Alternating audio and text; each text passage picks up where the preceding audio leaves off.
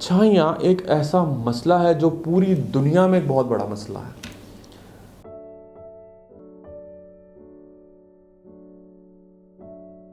अस्सलाम वालेकुम, मेरा नाम डॉक्टर उमर मुश्ताक है and I am a consultant dermatologist and an aesthetic physician. I have an experience of 12 years in dermatology. मैंने FCPS की ट्रेनिंग स्टार्ट की Mayo hospital king Edward medical university से and I did my FCPS in 2015.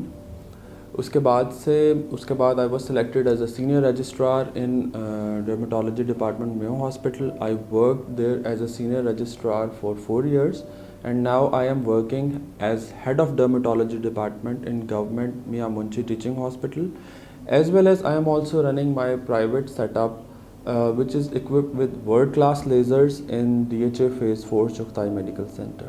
अब जिस topic पे मैं बात करूँगा वो भी एक बहुत कॉमनली प्रेजेंटेड टॉपिक है और एशियन स्किन जो कि हम लोगों की स्किन है उसमें बहुत कॉमनली आता है, छाइयाँ.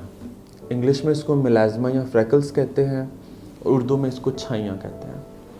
छाइयाँ का मतलब ये होता है कि फेस पे ब्राउन कलर के स्पॉट्स एक ख़ास शेप में ब्राउन कलर के स्पॉट्स बनना शुरू हो जाते हैं जो बाकी सारी स्किन से डिफरेंट नज़र आ रहे होते हैं. अब वो स्पॉट ब्लैक कलर का भी हो सकता है, वो स्पॉट्स ग्रे कलर के भी हो सकते हैं, वो लाइट ब्राउन भी हो सकते हैं, डार्क ब्राउन भी हो सकते हैं. और ये डिपेंड कर रहा होता है कि जो पिगमेंट जिसको मेलानिन बोलते हैं, जिस पिगमेंट की वजह से वो स्पॉट बने हुए हैं वो स्किन के किस डेप्थ पे पड़ा हुआ है. वो पिगमेंट जितना स्किन की सुपरफिशियल होगा उतना स्पॉट लाइट होगा, और वो जितना डीप जाता जाएगा स्पॉट डार्क होता जाएगा, ब्लैक ग्रे स्टेंज में आता जाएगा, और उतना ही उसका ट्रीटमेंट डिफ़िकल्ट होता जाएगा. एक चीज़ मैं आज आपको इस प्लेटफॉर्म के ज़रिए बताना चाहता हूँ, छाइयाँ एक ऐसा मसला है जो पूरी दुनिया में एक बहुत बड़ा मसला है.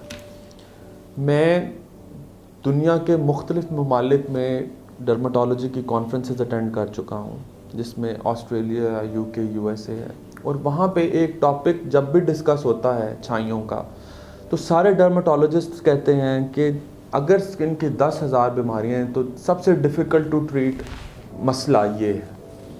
तो ये मैं आपको बेसिकली बताना चाहता हूँ कि जितना मर्ज़ी तरक्की याफ्ता मुल्क हो जाए फिर भी छाइयों का मसला टॉप ऑफ द लिस्ट है, जिसका ट्रीटमेंट डिफ़िकल्ट इसलिए होता है क्योंकि इसमें एक तो पेशेंट की बहुत पेशेंस चाहिए, मरीज़ की क्योंकि इसका लॉन्ग टर्म ट्रीटमेंट है, आपने लंबे अरसे के लिए करना होता है, तो आप में पेशेंस और सब्र बहुत ज़रूरी है. इसके साथ साथ कंसिस्टेंसी चाहिए कि आप कंसिस्टेंट होकर ट्रीटमेंट करते हैं, then you get the best outcome. फिर आपको इंशाल्लाह बहुत अच्छा आउटकम मिलता है. छाइयों के मैंने आपको टाइप्स बता दी कि किस किस तरह एपिडर्मल, डर्मल, स्किन की सुपरफिशियल और डेप्थ से इसको हम वो करते हैं. अब इसके हम ट्रीटमेंट ऑप्शंस पे पहले तो कॉजेज़ पे आते हैं. कॉजेज़ क्या क्या हो सकती हैं कॉमनली? एक तो जब भी ये फीमेल्स में, पहले तो मैं ये बताना चाहता हूँ ये फीमेल्स में ज़्यादा कॉमन है एज़ कम्पेयर टू मेल्स. इसकी वजह यह है कि फ़ीमेल्स में हीमोग्लोबिन HB कम होता है और ये डायरेक्टली रिलेटेड टू हीमोग्लोबिन होता है. तो HB जब कम हो रही होती है तो इसके चांसेस ज़्यादा हो जाते हैं. इसके अलावा प्रेगनेंसी में अक्सर फीमेल्स एनकाउंटर करती हैं, उनके फेस पे छाइयाँ बननी शुरू हो जाती हैं. इसके अलावा ऐसे लोग, चाहे वो मेल्स हैं चाहे वो फीमेल्स हैं, जिनका आउटडोर एक्सपोजर बहुत ज़्यादा है, सन का एक्सपोजर बहुत ज़्यादा है, वो सन ब्लॉक नहीं लगाते, उनमें बहुत ज़्यादा तनासुब है छाइयाँ बनने का. ये कुछ कॉजेज़ हैं. इसके अलावा वाइटनिंग क्रीम्स की वजह से वो कर तो वाइटन रही होती लेकिन उनमें कुछ ऐसे केमिकल्स होते हैं जब आप उनको छोड़ते हैं तो वो बहुत एक डीप डर्मल छाइयाँ बननी शुरू हो जाती हैं ग्रेश कलर की. ये कुछ कॉमन कॉजेज़ हैं. इनके ट्रीटमेंट पे हम आते हैं. ट्रीटमेंट में अब चूँकि ये एक डिफ़िकल्ट टू ट्रीट इशू है, सबसे पहले तो मैं ये बताना चाहता हूँ कि इसका ट्रीटमेंट 6 महीने से 1 साल तक हमने विदाउट एनी ब्रेक करना होता है. इसमें ऑफ कोर्स कुछ ऐसे टॉपिकल का मतलब होता है लगाने वाली चीज़ें, लाइक जो क्रीम्स होती हैं. इसमें कुछ ऐसे टॉपिकल ट्रीटमेंट्स हैं जो कि बहुत अच्छे हैं और इस पर बहुत रिसर्च हो रही है. लाइक ग्लूटाथायोन की मैं बात करूंगा. इसके अलावा अल्फा आर्ब्यूटेन है, हाइड्रोक्विनोन. लेकिन हाइड्रोक्विनोन को अब इसलिए बहुत ज़्यादा प्रमोट नहीं किया जाता क्योंकि हाइड्रोक्विनोन कभी कभार खुद से बहुत ज़्यादा इसको बजाय ठीक करने के डार्क करना शुरू कर देता है. लेकिन खाली इस तरह के टॉपिकल ट्रीटमेंट्स इसमें इतने असरअंदाज नहीं होते. हमने इसमें कॉम्बिनेशन थेरेपी करनी होती है. छाइयाँ या मिलाज़मा का ट्रीटमेंट हमेशा कॉम्बिनेशन थेरेपी से किया जाता है। इसमें सिंगल थेरेपी इतनी खातिर ख्वाह कामयाब साबित नहीं होती। अब हम जब भी कॉम्बिनेशन थेरेपी की बात करते हैं तो वो क्या होती है? कॉम्बिनेशन थेरेपी का मतलब है, एक तो जैसे मैंने आपको बता दिया, कुछ क्रीम्स आप बिल्कुल यूज़ करें। सन ब्लॉक आप ये कह लें, जैसा किसी इंसान के लिए ज़रूरी है पानी पीना, सोना, उतना ही उस पेशेंट के लिए जिसको छाइयों का मर्ज हो गया है, उतना उसके लिए सन ब्लॉक ज़रूरी है। बेसिक प्राइम स्टेप है। सन ब्लॉक के बगैर हर वक्त उसकी पॉकेट में या उसके पर्स में सन ब्लॉक होना चाहिए। और सन ब्लॉक चूँकि 2 से 3 घंटे के बाद उसका असर नल एंड वॉइड हो जाता है। हम एक ये बहुत बड़ी मिथ है, हम लगा के भूल जाते हैं कि जी सन ब्लॉक लगा लिया था, ऐसे नहीं होता। उसका असर 2-3 घंटे के बाद ख़त्म हो जाता है। उसको आपने बार बार लगाना होता है। 3-3 घंटे के बाद मस्ट है आपने उसको लगाना है फेस पे। और SPF is more of a commercial thing.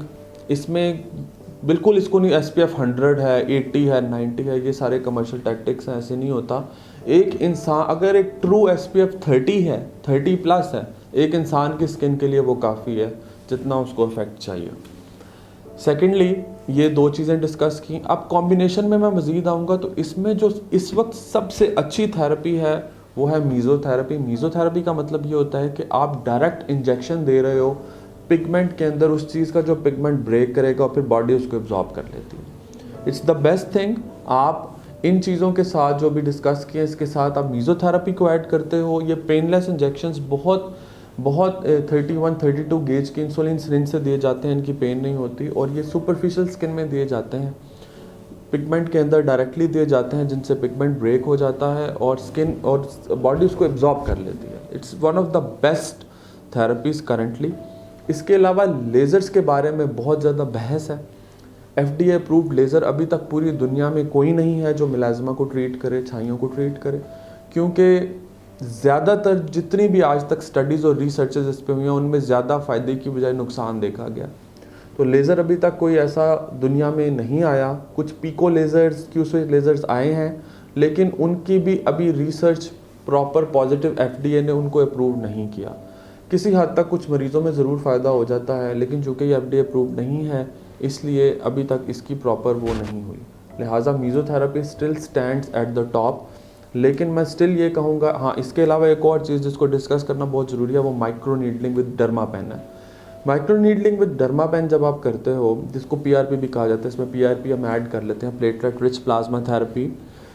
इससे ये होता है कि स्किन रीसर्फेस हो जाती है आपकी जब स्किन रीसर्फेस होगी तो ऑफ कोर्स आपका जो डेड डैमेज्ड पार्ट है जिसमें पिगमेंट लॉज्ड है वो भी रीसर्फेस हो रहा है। और नीचे से जब नई स्किन आएगी तो of course it will give a very better look और एक ऑब्वियस डिफरेंस आना शुरू हो जाता है।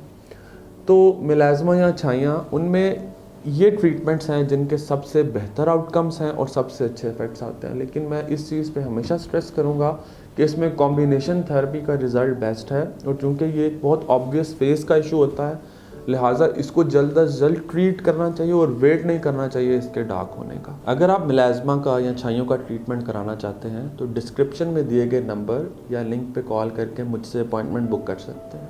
अगर आपको ये वीडियो पसंद आती है तो आप मरहम के YouTube चैनल को सब्सक्राइब कर सकते हैं और बेल के आइकॉन को प्रेस कर सकते हैं। अभी मरहम ऐप डाउनलोड करें और किसी भी मसले के लिए 2000 से ज्यादा स्पेशलिस्ट डॉक्टर से ऑनलाइन ऑडियो या वीडियो कॉल के जरिए बात करें।